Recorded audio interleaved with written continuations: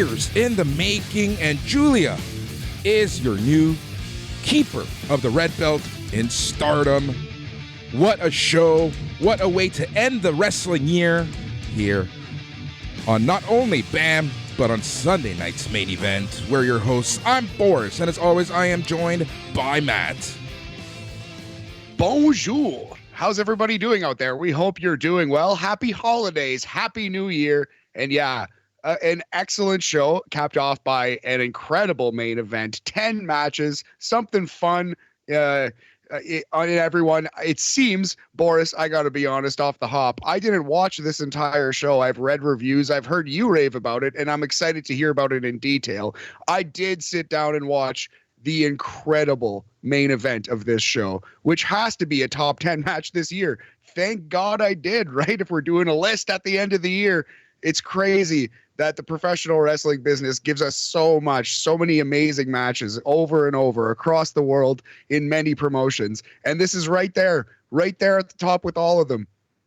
Yeah, exactly. That perfect way to really show how strong this show was. This show was so good from top to bottom, and once again it proves how strong of a position Stardom is in right now. Like, Stardom right now, in my opinion, is one of the hottest promotions leading into 2023. You know, the entire Syuri storyline from 2021 was the highlight of a lot of lists. Giulia's story is becoming the highlight of a lot of lists for 2022, and that's just leading into a huge beginning for 2023, which, you know, the beauty part about Stardom is even though they do have their own belts, the fact that they now share one in the IWGP Women's Championship with New Japan Pro Wrestling and Kairi, the fact that you have like 3 or 4 different top stars right now in Stardom goes to show you how powerful and strong this promotion actually is. And I'm expecting big things from this promotion in 2023. You know, you've said it so many times. You said it like 5 or 6 times. Not really, but I'm going to say 5 or 6 times on the best and the worst show of SNME.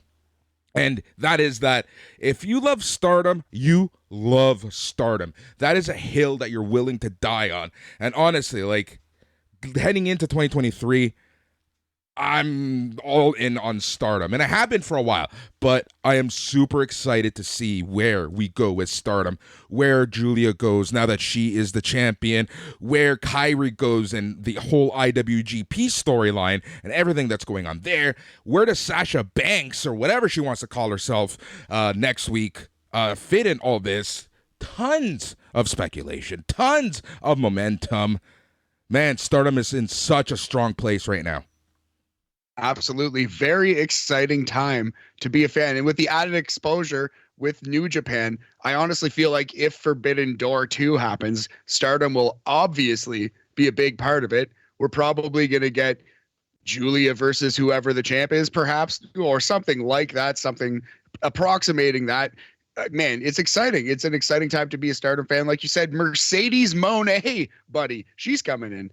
Sasha Banks probably going to be involved and is going to help raise this here, you know, Stardom to prominence as it were. Yeah, that's exactly it. So let's see exactly where we go from here. It's honestly, 2023 holds huge things here in Stardom. And honestly, Matt, you and I have been beating the drum for Stardom for the past 2 years. And I think that 2023, we're going to continue doing that. I think we're going to be covering a lot more Stardom here on SNME, you know, just because of the huge momentum that they have. And honestly, I have a shit ton of fun watching these shows. That's the thing. It reminds you of AAA, except you get to see it more often. Even a bad Stardom match has something fun about it, a certain quirky quality, and they take big swings in Stardom. They take risks. This show featured a 6-woman hardcore tag team match, and that's on the mundane side for Stardom. They have ladder matches with a crane gimmick where you can raise and lower the belts. They do all kinds of fun stuff. So it's worth sinking your teeth into Stardom. That's exactly it. And you know, I think that one of the things that we've talked about doing, and I really hope that we do end up going through, is having more for lack of a better term, educational sessions on Stardom, right? Like, I think it's super important to just get Stardom out there, because honestly, what's beautiful about Stardom is what a lot of people enjoy about AEW and other promotions, and there's a little something in there for you. If you like your comedy wrestling, Stardom and Joshi in general has you covered.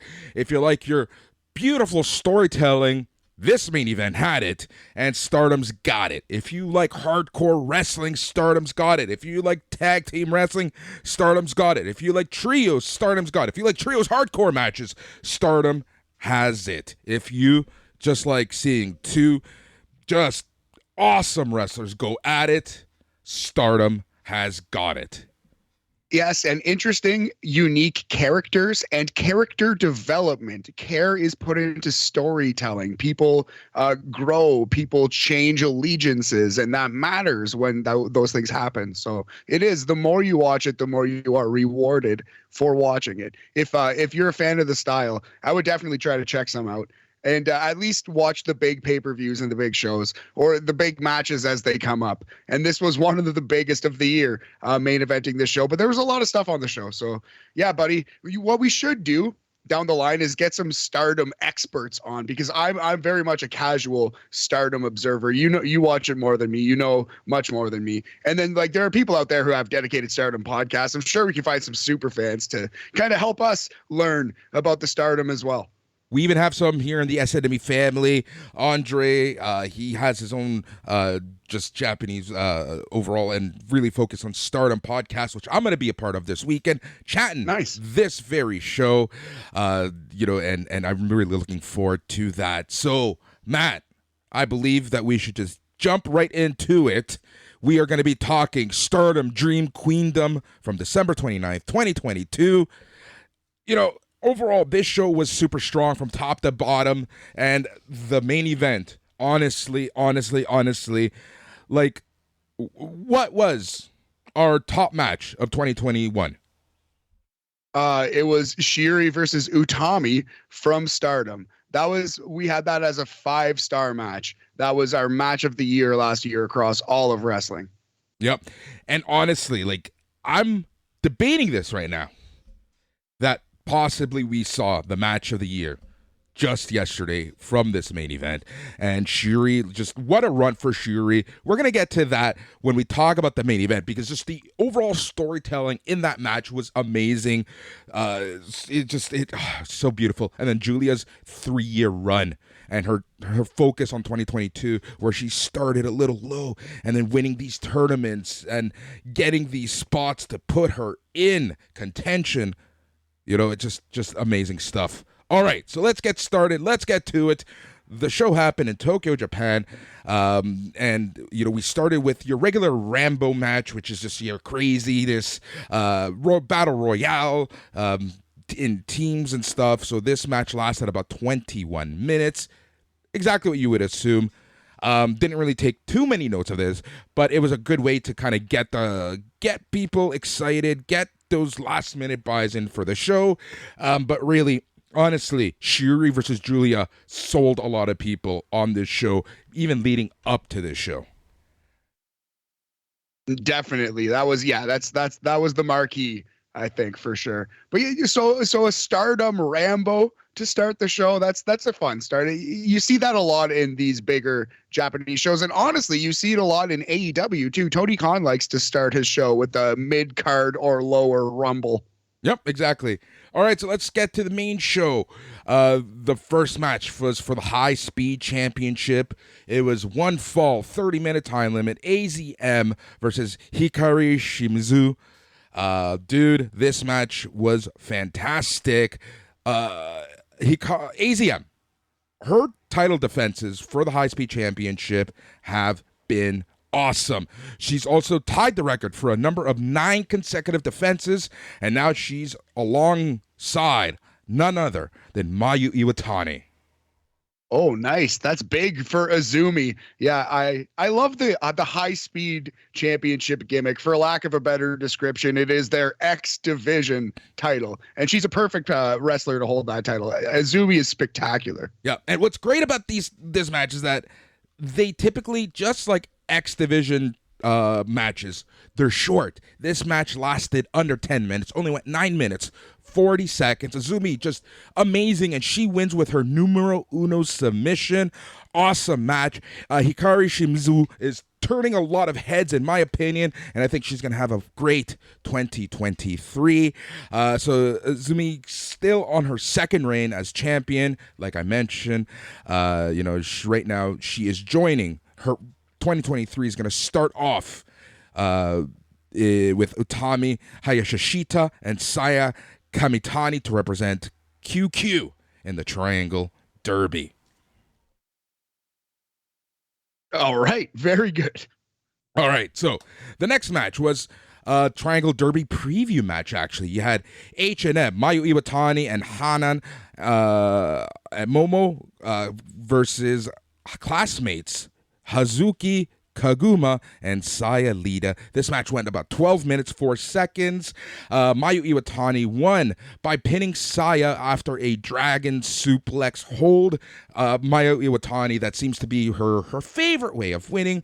And again, this was a jam-packed, fast-paced match, exactly what you would expect. And it was a great way to kind of preview what's to come over the next few weeks in Stardom as they have their big trios tournament starting right away on January the 3rd. Nice. So it's a babyface stable, but they wrestling each other, but not exploding. You know what I mean? But it was Stars Explodes. It was Stars versus in this match. So that's cool. A competitive trios match. I'm for it. Yep, exactly. Very fun match. I really enjoyed this. And, who better than Mayu Iwatani getting the big win on this big show? Absolutely. That was the correct decision, I feel like. The right girl won. Yep, exactly. All right, the next match was known as Mina Shirakawa's return match, and it was a one-fall, 15-minute time limit match, and it was Mina Shirakawa and Unagi Sayaka versus Tekla and Mai Sakurai. This match, again, went 10 minutes, 13 seconds. The last time that we saw Shirakawa in the ring was her match against Saya Kamitani for the Wonder of Stardom Championship. And then she just came back out of nowhere in a press conference to return that she is coming back. And holy shit, this match was a lot of fun. Now, what was interesting about this match was that she came out with Zaya Brookside and Mariah May. Now, Mariah May, I am not very familiar with. She is an independent star from Europe. Zaya Brookside, we are familiar with, Boris, from doing the NXT review here on SNME Radio and NXT UK, which of course has since folded. But Zaya Brookside was doing some good work on NXT UK, both as a baby face and a heel. I'm excited to see her in Stardom. That's a good spot for her. Yep, exactly. It was awesome. So Cosmic Angels defeated Donna Del Mondo via the Glamorous Driver on Tekla in 10 minutes, 13 seconds. After the match, Mina Shirakawa attacked Unagi Saikawa and says her, Zaya Brookside, and Maria May are going by Club Venus. So there you go. There we go. New stable here in Stardom. Zaya Brookside, Maria May, and Unagi Saikawa. Club Venus, eh? They need to come out to that song by, what is it? Is it Bananarama who sings that song? Shocking Blue, I think I'm seeing. Let's just say Venus. Yes. I'm your fire, your desire. You know, that one, yeah, that classic bit. What a match. Oh, good times here, man. Good times here. All right, so after this, we had a Goddess of Stardom title, number one contenders, triple threat match. This match it was a three-way match. It was the New Eras, Mirai and Ami Sorai, Mai Jaime, Maika, and Himeka against BMI 2000, Natsuko Tora, and Raka. Again, short match. That's one thing I do want to point out about Stardom. When you look at their cards, it's daunting. Because if you see this type of card in New Japan Pro Wrestling, you know you're saddling up for about 5-hour show. Not only that, but just like the top 4 matches going 30 minutes each. Yeah, exactly. Having said that, the top matches in these shows go very long, but it's just worth the ride. It's kind of funny because I sound like I'm being kind of like, a hypocrite because I shit on New Japan constantly when all of their main events are so long. But I just find that, this first Stardom tends to do it on their bigger shows as opposed to every single road to end show. Yes. Yeah. And I would say the difference too is like the tag team title match doesn't go 25 minutes every single show. It'll do it once or twice a year. Like the top 4 matches on this show, just looking at Wiki, 29:51, 16:33, 15:57, 15:54. That's good. That's perfectly manageable. In New Japan, that would be like 45 minutes, 29:51, 29:51, 27:56. You know what I mean? Exactly. And it should be noted that the Goddesses of Stardom belts is essentially their tag team championship. So this was the number 1 contendership for that. This match was fun. Like I said, 10 minutes, 6 seconds. Maika pins Raka after the Michinoku Driver 2. Perfect way to win. Perfect team 1. And we'll see what exactly happens because right now, Mayhem will challenge the winners of Mel Tier 7 up for the Goddesses of Stardom Championships in 2023. It'll probably happen in Osaka on February 4th. They're going to also team with Lady C for the Triangle Derby. And their first match is going to be against Cosmic Angels, Tam Nakano, Natsupoi, and Saki. That should be a lot of fun. Yep, it should be. And I'm really looking forward to that. Sorry. No worries. Okay, Boris, you have to explain this next match to the casual observer because I'm just reading this on Wiki and I kind of have no idea what's going on here. So please. Yeah. All right. So this next match was a special singles match. Non-title, 1 fall, 15-minute time limit. I was actually speaking with good friend of the show, Paul Yorkie, about this match, and it didn't dawn on me what the stipulations were. Now, this is no fault of Stardom. I don't speak Japanese. So, obviously, everything was explained going into this match. Mayu Iwatani was even part of the commentary team, so you knew that this was going to be a big match. So, here's what happened. A lot was at stake for a non-title match, and that's what I liked about this match. The agreed stipulation was this. The loser had to essentially go back to square one. Rookie debut costume, no entrance music, debut haircut, and essentially you go back to being a young lion. That sounds ludicrous when you really do think about this, and I'm saying this out loud, but this is what I like about Stardom. They have some weird stipulations, and they agree to them, right? Like, that's something that on SNME Radio, on the flagship show, on all the podcasts, we always talk about, like, not going through stipulations, right? Or having a brief time and then going back on a stipulation. This is why I give a lot of credit to Cody for the whole world title thing. But that's a discussion for another day, right? For example, oftentimes in Stardom, you see a stipulation of if you lose the match, you're going to join the other team's stable. This is actually what got Starlight Kid her huge heel run earlier this year. So these stipulations often come with a huge payoff. So it was Kairi versus Utami Hayashishita in a 1-draw. 15-minute match. Loser essentially goes back to being the equivalent of a young lion. So I love the idea that it's fun. It's a bit of fun in professional wrestling. I think you explained it well. They kind of copped out on it a little bit because it indeed goes to a 15-minute draw, Boris. So no one has to go back to square one. Wompity wompity. But whatever. I guess you don't want to send Kairi back to square one while she's holding the U.S. title.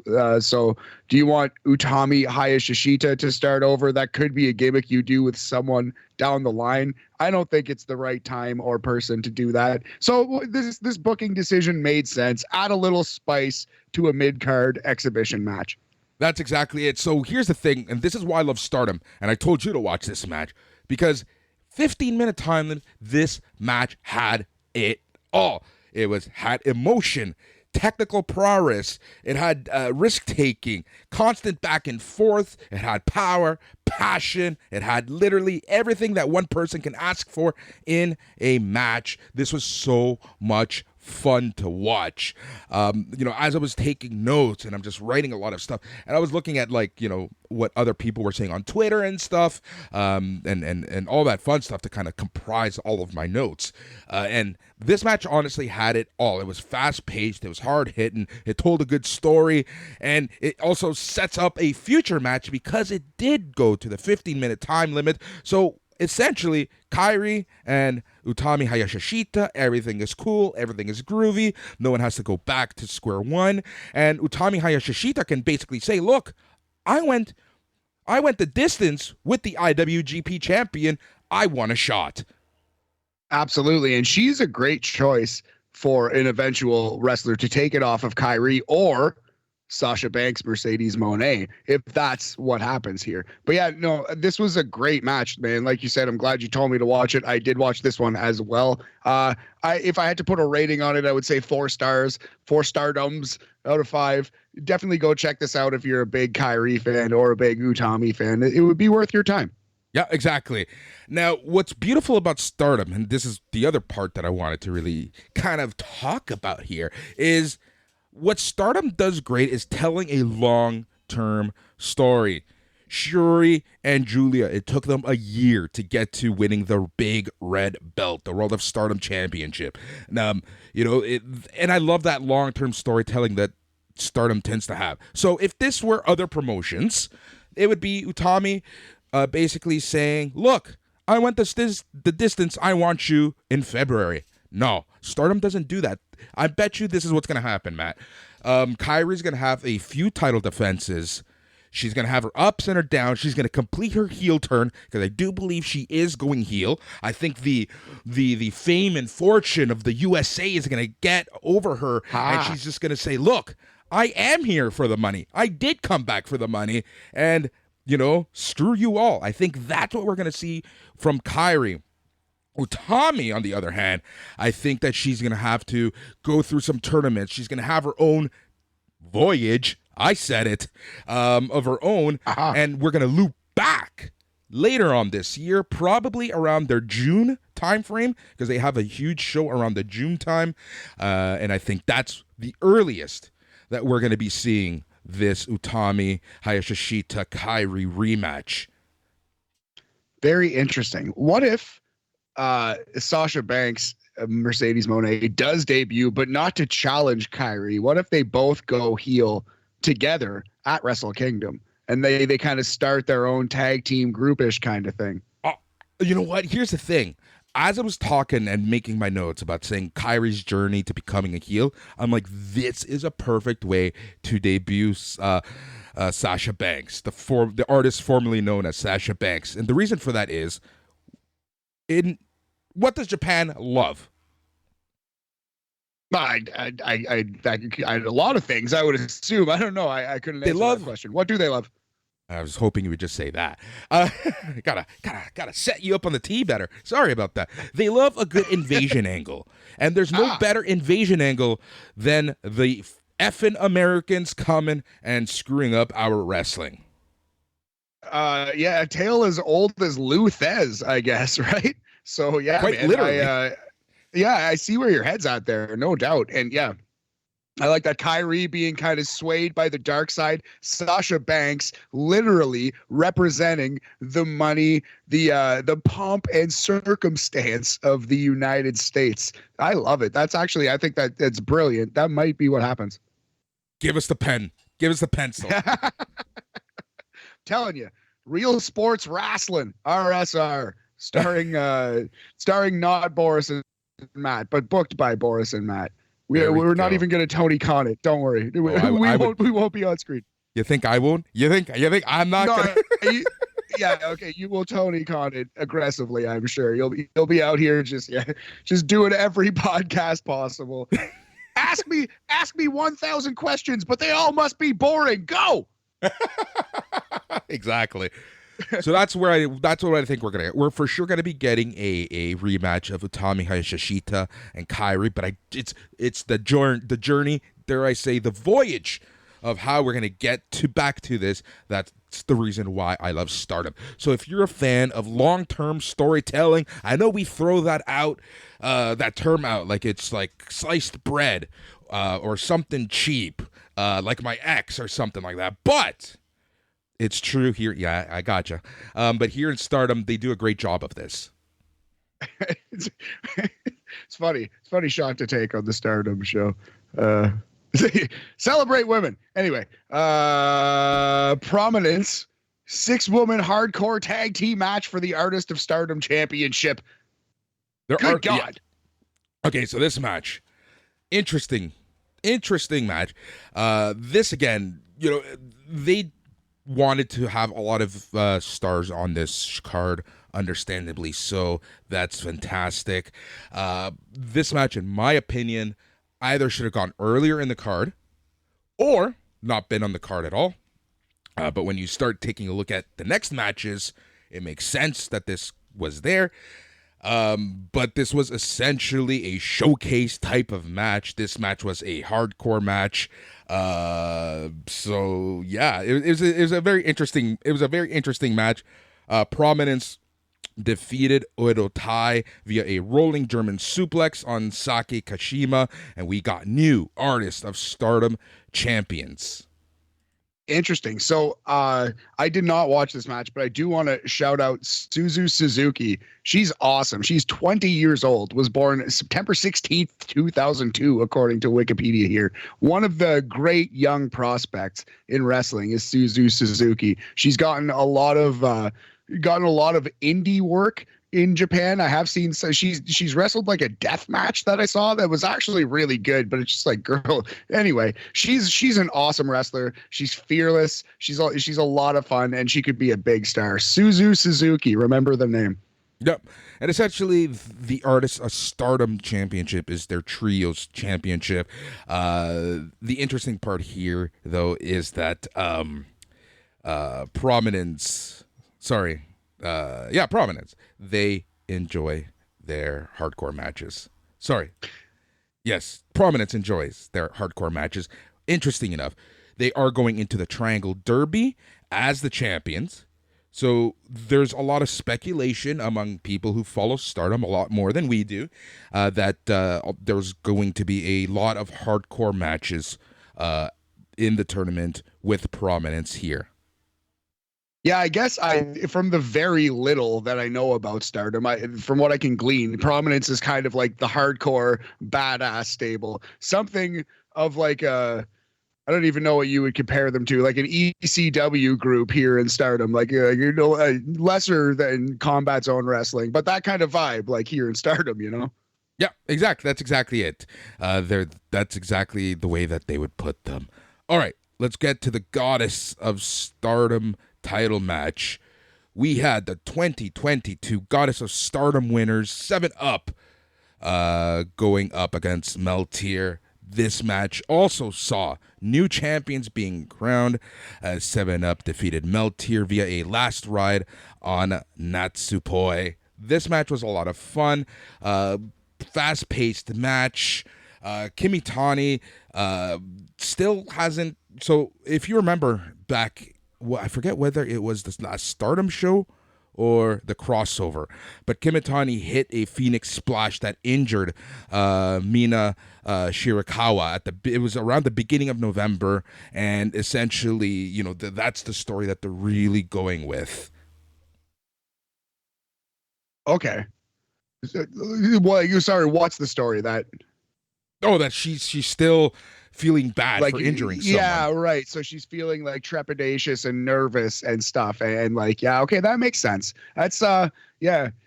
You know what? That's a relatable story. I don't know how long you can tell that in professional wrestling, but that's something that a character can get over in a couple months. That makes sense. Hopefully that they don't do it for too long, because I feel like in real life that could ruin a career. You know what I mean? I don't know about that story, but yeah, I can see it.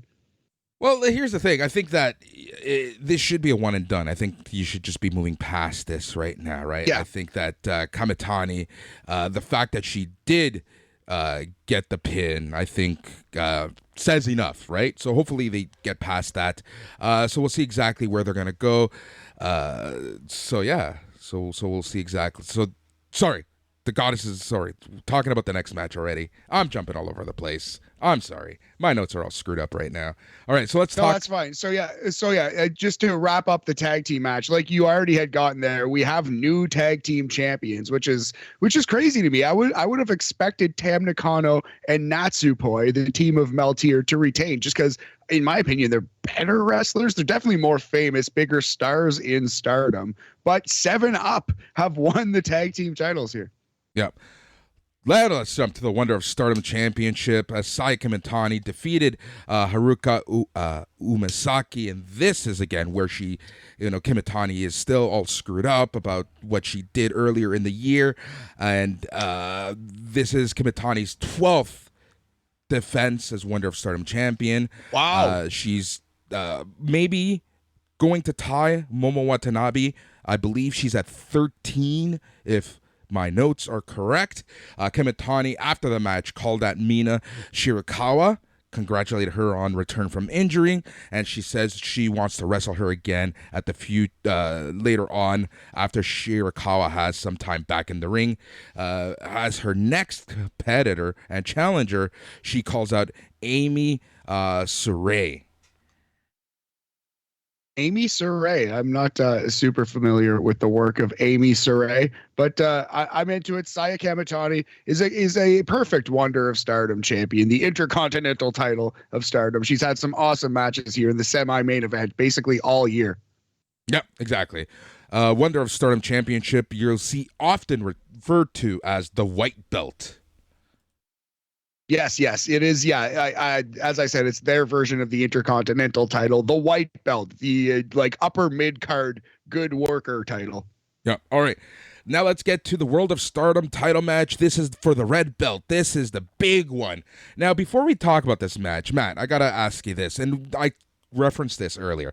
We got the World of Stardom Championship. We got the Wonder of Stardom Championship. We also have the IWGP Championship. Obviously, if you take a look at Stardom under a microscope, the World of Stardom Championship is by far the most important one. Wonder of Stardom is secondary. Either can main event any show.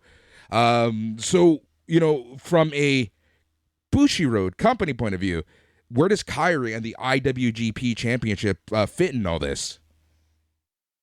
I think it's like the third highest ranking. It's more important than any of the tag team titles, I think.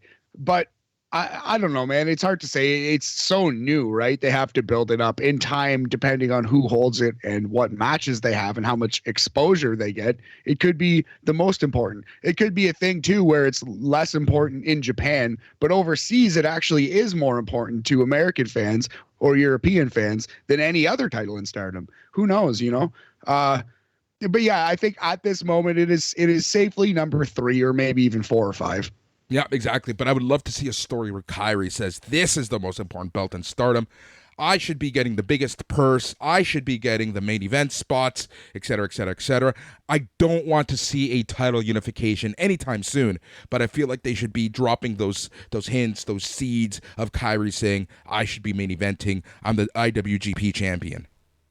It fits in with our gimmick that we just gave her a couple matches ago, so I like it.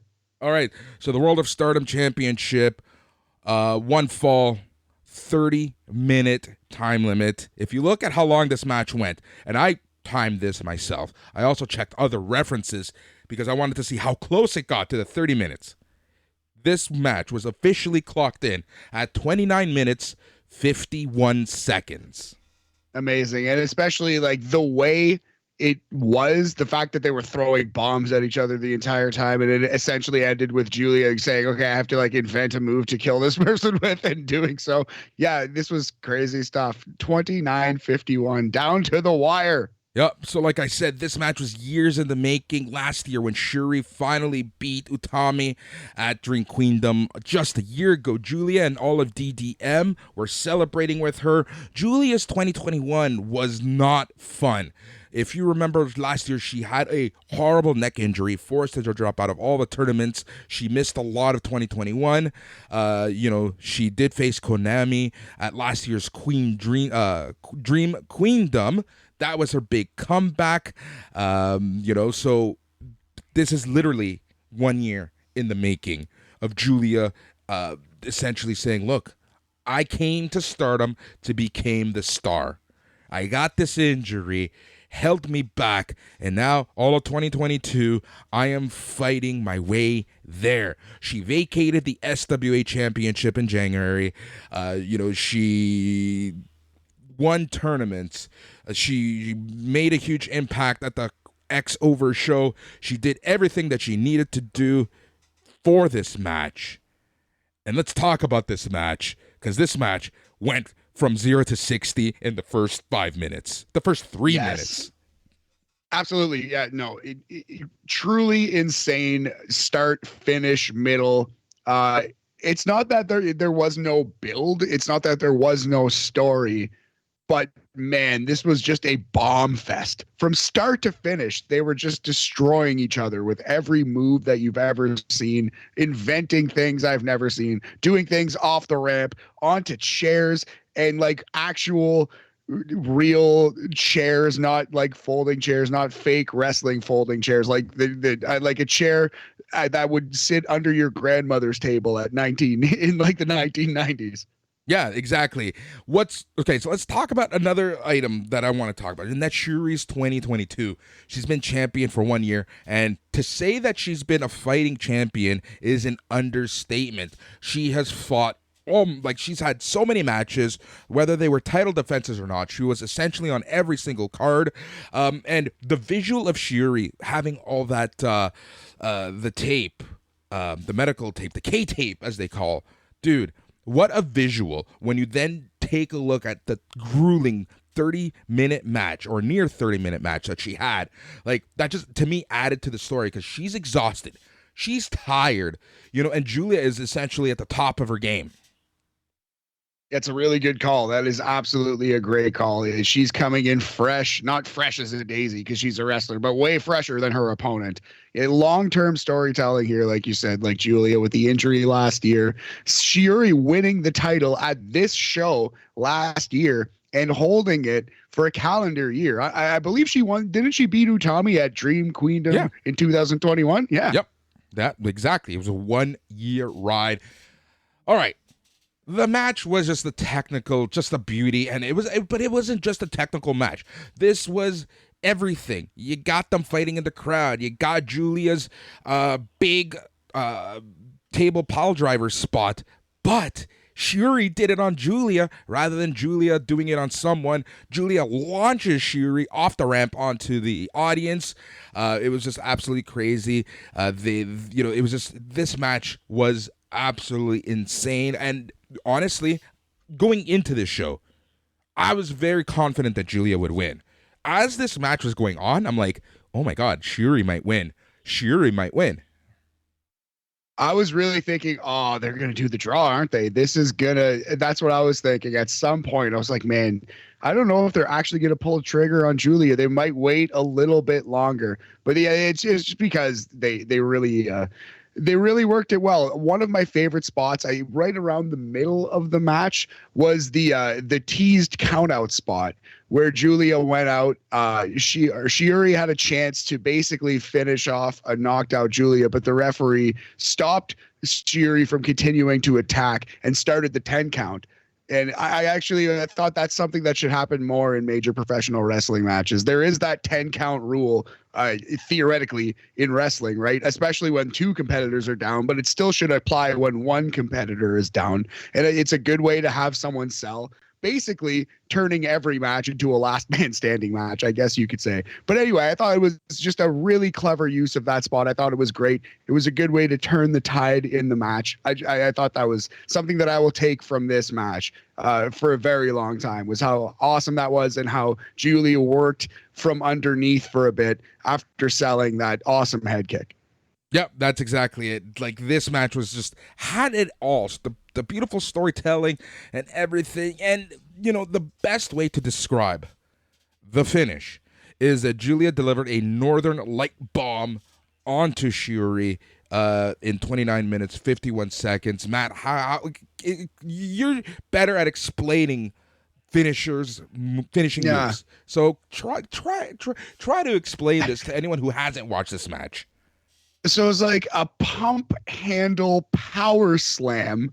If you could picture like a front pump handle, like in a power slam position, where she then DDTs her opponent's head with the other arm and basically just drops backwards to the top of her opponent's head, ending this match and possibly the life of young Syuri here with what you would describe, I guess, as a pump handle Northern Lights bomb. I guess you would have to call it. I don't know. It was a disgusting move and definitely worthy of ending this match with 9 seconds to go. No one's getting up from that. That looked dangerous.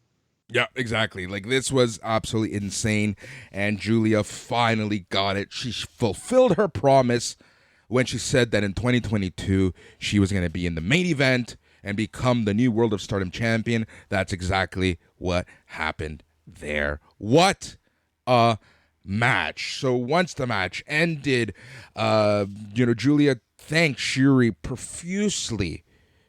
She's not only thanking her for the match that they just had, she's not only thanking her for the very emotional passing of the torch and passing of the belt. She's thanking Syuri for helping put Stardom on the international level that it is right now. Because as I've been talking about, the amount of eyes on Stardom right now, and the year that Syuri has had, Syuri has been the only World of Stardom champion that a lot of people know. So, and she's had a hell of a run. So Giulia thanks her, and what my favorite part was when Syuri said this, and I quote, "It's all on Giulia now." Nice. Yes.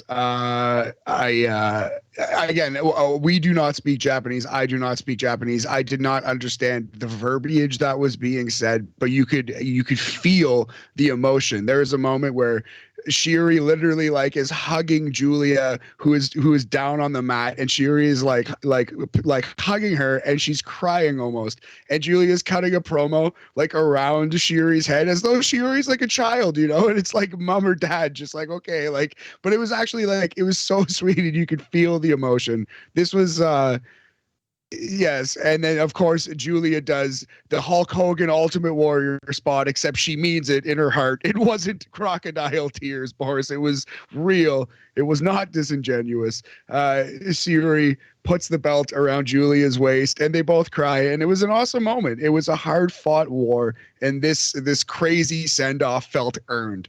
Man, is this a 5-star match? Is this one of the best matches of the decade? Is this that good? Honestly, yes. I'm giving this one 5 anything. Whatever scale you want to use, this is getting a 5 from Boris. I think I have to agree with you, man. I think this is closer to the conversation of how good is this next to Omega versus Okada? How good is this next to Kobashi versus Misawa? Next, it's closer to that than it was I don't know, name a random match from this year. But no, this is on the all-time shit scale. So I think this is a top 3 match of the year, probably at worst 3 or 5. We're gonna have to look back, and we're gonna be doing that very soon here on BAM. But yeah, an incredible match. And I think we have to say 5 stars, 5 stardoms out of 5, with the emotion, with the awesome finishing stretch, with a crazy new, basically burning hammer style finisher here. This is just a lot to enjoy, a lot to appreciate. We're going with the big kahuna, the 5 out of 5, buddy. That's exactly that. Couldn't said it better myself. And this is what wrestling should be. We've also often talked about, using the term women's wrestling, right? No, this is wrestling. This is one of the best wrestling matches that you're going to watch in your life. This is one of the best, just anything you're going to watch in your life. This is the type of match that when we say wrestling is an art, this is the type of match that we mean. It had storytelling. It had literally everything that you wanted. It had, long-term storytelling, the storytelling within the match, just the athleticism, the tears. It literally had everything. This match was perfection. This match is a match that I'm going to remember 1 year, 2 years, 3 years down the road. Very similar to last year's main event from this very show. And what's next? Let's talk about what is next. Like I mentioned, Giulia, she did it. She said she was going to do this, and she did it. She's going to team up with Tekla and Mai Sakurai in the Triangle Derby, and they're going to be known as the Bari Bari Bombers. They're going to be facing Rebel ex-enemy starting in this trios tournament.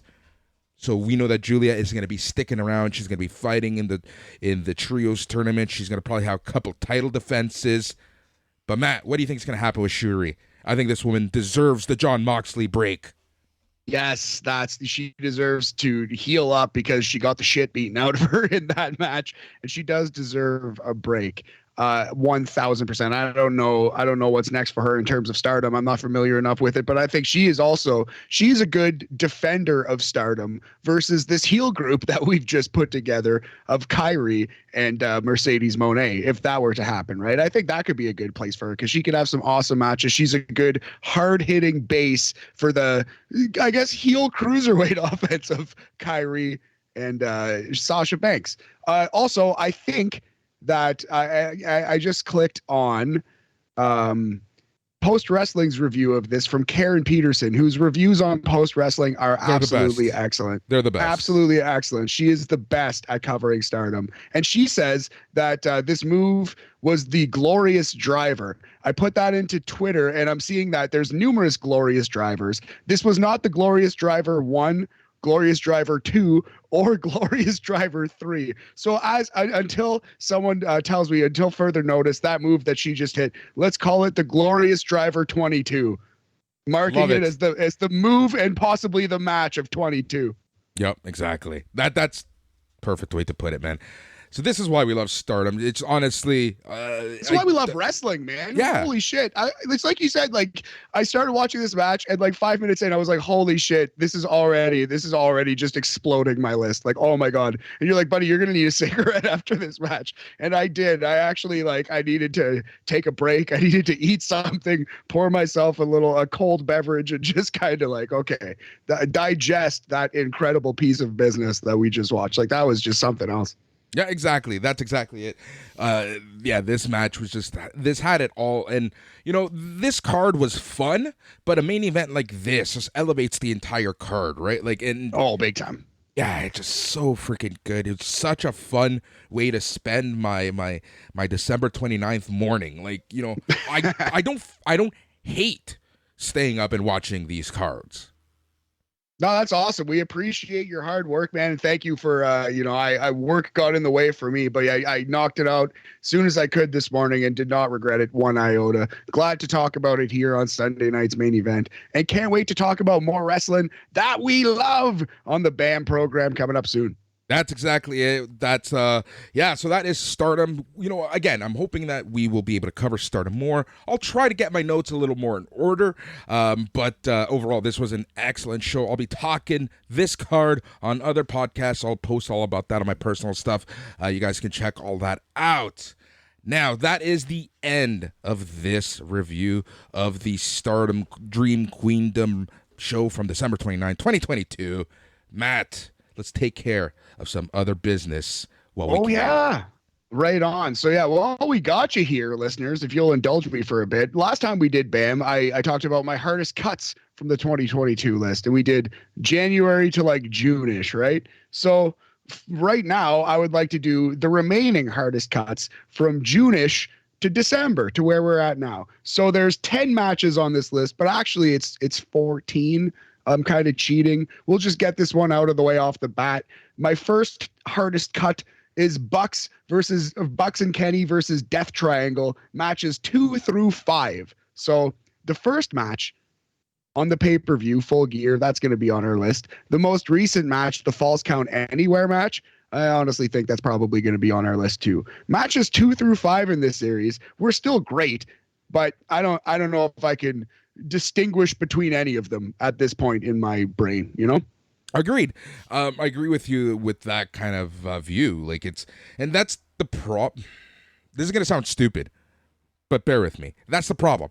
Like, I can't distinguish these matches too much because, say what you want about the Elite, and there's a lot of opinions running around with them. You shared some of your opinions about them. Sure did. And but at the end of the day, they're still entertaining when they have to be. They're still having these amazing matches, so kudos to them.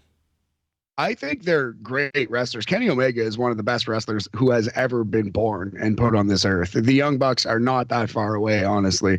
But man, yeah, no, you're right. It's a good problem to have, but you're right. It is kind of a problem that I can't tell you a single moment distinguishing matches 2 through 5, other than I remember they used a hammer in all of them, which kind of is a separate thing, but that made me angry. We all used to hate it when Triple H used a hammer. Hey, why are we supposed to?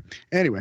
Let's move back onto the list. So we're going to June of 2022. We're going to Japan for 0-1's match of the year, a mean guy, old guy match. It was Masato Tanaka, former ECW World Heavyweight Champion, versus Takashi Sagura.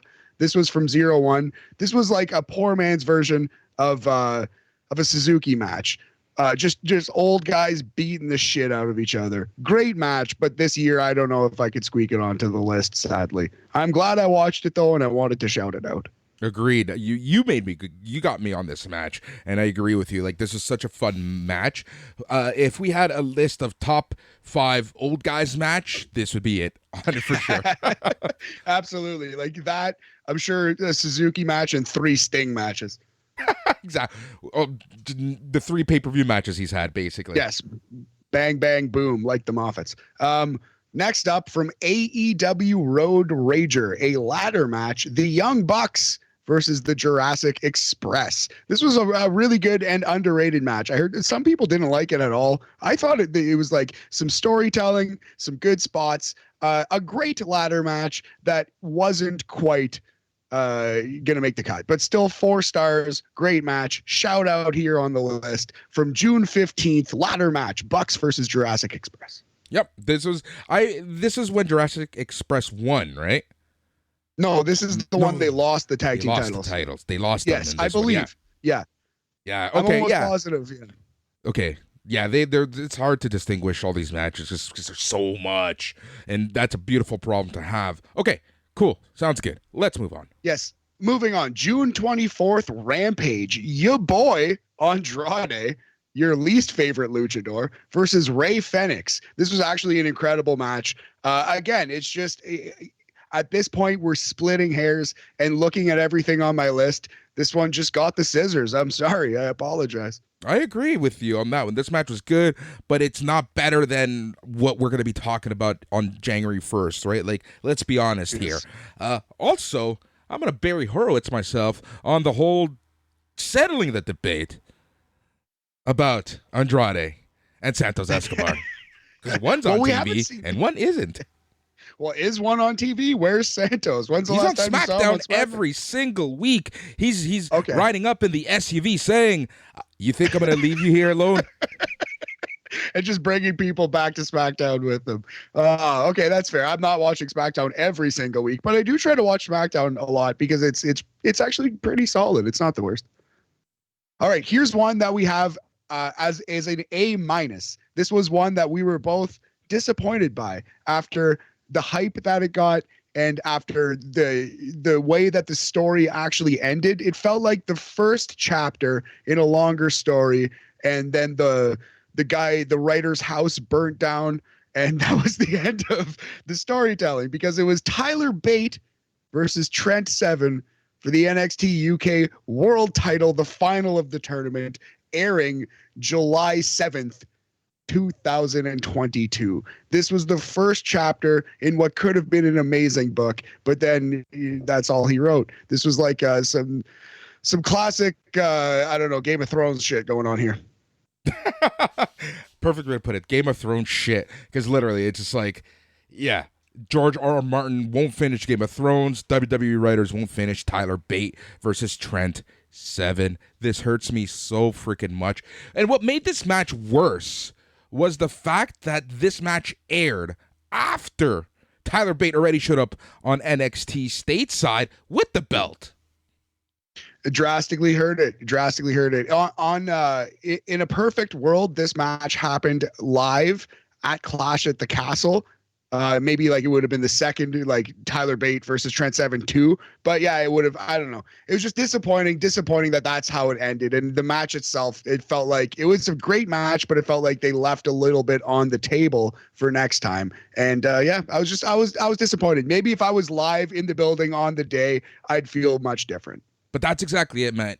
They left it on the table for next time. On July 7th, when they filmed this match, they for sure had no idea that that NXT UK was going to be deep sixth. Yeah, absolutely right. And quickly it was, and they had to scramble. I'm not mad at anybody for it, but it's just the way it was. All right, moving on. We have this is going to be a controversial cut. Some people are going to be like, why did you say this was 4 stars? It's garbage. It's shit. And some people are going to say, why don't you have this on your year-end list? This is one of the best, most memorable matches. Easily should be top 10. You're an idiot. So a divisive match that I'm putting here in our cuts list. It is El Desperado versus Jun Kasai death match from the Taka Michinoku 30th anniversary show, September 12th. So I've seen a lot of people say that the promo after that Kasai cuts is like promo of the year. And like, again, I don't speak Japanese, so I can't speak to that. But like a lot of people love this match, lots of emotion. It was a crazy death match with some grotesque spots. But yeah, I would say 4 stars and a clear A- because I'm not a death match guy. I just think, yeah, he suplexed him on a thing of shredded cans. Like he cut open cans, half cans that are sharp, cut cans in half, stapled them to a board, and body slammed a man on it. That's what am I supposed to do with that? You know? Yeah, exactly. That's exactly it. It's deathmatch wrestling, and it was an excellent example of the style. And I wanted to shout it out somewhere on our list, but I personally, for my taste and for what I think is actually like objectively good, artful wrestling or whatever, I think that's fair. 4 stars, not 4 quarters. But this is the thing: the fact that you even have this on your list when this isn't something that you like watching, right? Like that just goes to show you how open you are on this list, right? It might not make your top 122. But you're going to shout it out because you know that it had, a lot of people talking, a lot of people giving this match praise. You gave it the shot and you did like it. Think about it. We did the math a couple of weeks ago, how many matches you and I possibly watch, and it's in the thousands a year. And the fact that this is even on this list goes to show you how good of a match it actually was. Yeah, like I said, trying to be a student of the game, trying to do this whole thing right, and it got a lot of love and a lot of notoriety, so I felt like I had to watch it, and I don't regret it. It was a great example of a death match, but yeah, ultimately I feel like this is a fair ranking. So anyway, moving on, we're going to a Winter SmackDown 3-pack for you here, Boris. I don't think you're going to fight me too hard on any of these, but I think we're going to have a fight for my last match. So this is match 7, 8, and 9 on these 10 hard cuts. Here we go. Gunther versus Rey Mysterio, SmackDown November 4th. Usos versus New Day, SmackDown November 11th. This is the match where the Usos broke the New Day's tag team title record. And then Gunther versus Ricochet from December 16th, SmackDown. All of those matches, 4-star TV matches. Really, really, really solid. Awesome television wrestling. Yep, these were great matches. Gunther Ricochet, just a clash of two styles. Really great match. Gunther versus Rey Mysterio. Again, this is perfect David versus Goliath. You know what? I really appreciated this match a lot more. Why is that? Because they booked Rey Mysterio that he was booked in the 2000s. Yeah, he was looked to be a threat there. He was taken seriously, I think is the way to put it. And Usos, a New Day, when don't they have a good match? Absolutely. It was maybe helped by the stakes buoyed a little bit, but the stakes were real. It was a rare example of something real in wrestling, which makes it better. And when you look at the way that we rate our matches, that's a huge part. Sure is, buddy. So I didn't want to compose this list without at least kind of shouting it out at the end. All right, this is going to be a fight because you've already on this podcast talked some smack about this match. You like it a lot, and I'm cutting it from our list. So tell me I'm wrong. Try to win me over. It's Sheeta versus Jamie Hayter from Holiday Bash. This is the hardest cut, and I'm cutting it because two long picture-in-picture commercial breaks just suck the fun out of it for me. That's the only flaw, and it's, I don't know, blame TSN, blame TNT, TBS, whoever you must, but that's the product we got, so I'm cutting it because it's a commercial break. I'm not fighting you. No? I thought this was, remember how I qualified this match, and I said this was the best AEW women's match of the year. Right. And then I made the joke, there's not many to choose from.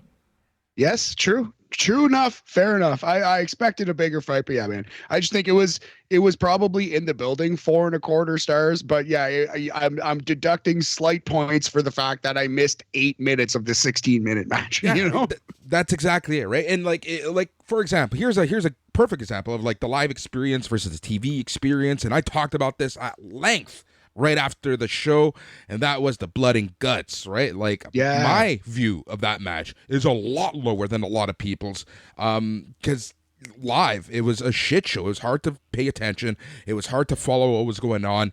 The cage was shit, and the night just lasted so long that by the end of it, I'm just like, oh, I'm done. I'm tired. I'm angry. Yeah. Fair enough. Yeah. And on TV, I thought that match was great. Absolutely brilliant. I loved it. Bloody war. It was exactly what I wanted. And I did just like perfect ending with the group on top of the thing and Sammy Guevara just in rubble down below. Yep. So turning this back to the Jamie Hayter match that we just saw, to the live crowd, because they saw this unedited, uncut right in front of you, they must have absolutely adored this. But I agree with you that, commercial breaks and the TV aspect of this kind of ruined this match.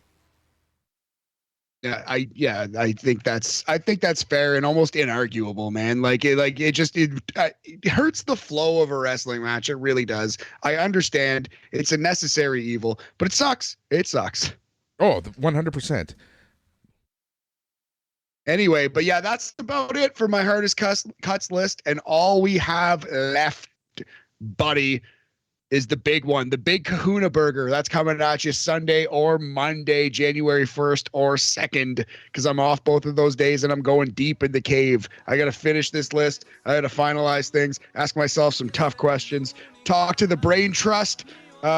And yeah, if anyone wants to shout out one of the matches that I've cut, if you're a deathmatch guy and think I've drastically underrated Jun Kasai here, please let me know. And let me know quickly. No, 100%.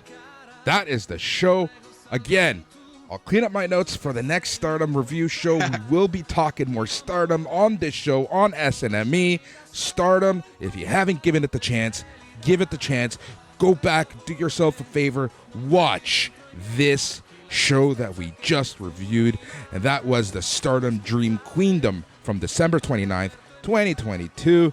Amazing show, amazing matches.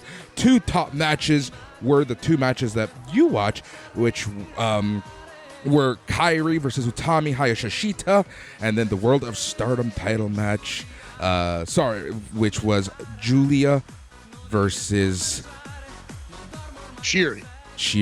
Sorry, I'm reading something that just came No up. worries. Yeah. No worries, buddy. Match. If you watch crazy match, if you watch one thing from the podcast that you just spent an hour listening to, please make it Giulia versus Syuri. No less than a top 5 match this year. No lower.